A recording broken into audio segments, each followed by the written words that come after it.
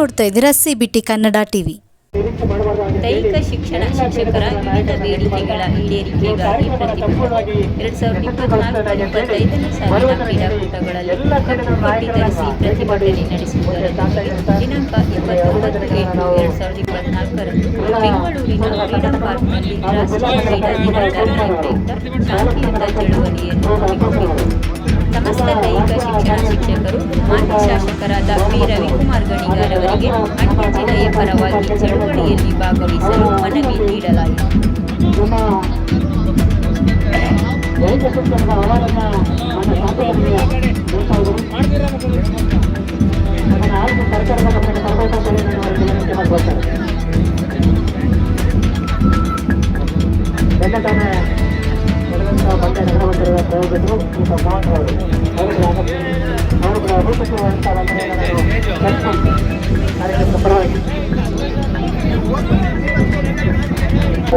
ದೈಹಿಕ ಶಿಕ್ಷಣ ಶಿಕ್ಷಕರ ಒಂದು ಪ್ರಮುಖ ಬೇಡಿಕೆ ವೈದ್ಯನಾಥನ್ ವರದಿಯನ್ನ ಜಾರಿ ಮಾಡ್ತಕ್ಕಂಥ ವಿಷಯ.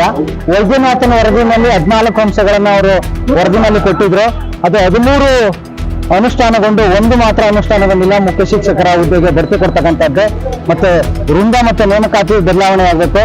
ಇದ್ರ ಬಗ್ಗೆ ನಮ್ಗೆ ಆಗಸ್ಟ್ 29 ಧ್ಯಾನ್ ಚಂದ್ ಅವರ ಹುಟ್ಟುಹಬ್ಬ ಕ್ರೀಡಾ ದಿನಾಚರಣೆ ದಿನ ನಾವು ಬೆಂಗಳೂರಿನ ಫ್ರೀಡಂ ಪಾರ್ಕ್ ನಲ್ಲಿ ಒಂದು ಪ್ರತಿಭಟನೆಯನ್ನ ಮಾಡ್ತಾ ಇದೀವಿ. ಅದ್ರ ಪ್ರಯುಕ್ತ ನಾವು ಕ್ರೀಡಾಕೂಟವನ್ನ ನಿಲ್ಲಿಸಿದ್ರೆ ಮಕ್ಕಳಿಗೆ ಅನ್ಯಾಯ ಆಗ್ತದೆ ಅಂತ ಹೇಳಿ ಕಪ್ಪು ಬಟ್ಟೆಯನ್ನ ಧರಿಸಿ ನಾವು ಪ್ರತಿಭಟನೆಯನ್ನ ಮಾಡ್ತಾ ಇದೀವಿ. ನಮ್ಮ ಬೇಡಿಕೆ ಈಡೇರಲಿ ಅಂತ ನಾವು ಆಶಿಸ್ತೀವಿ ಸರ್.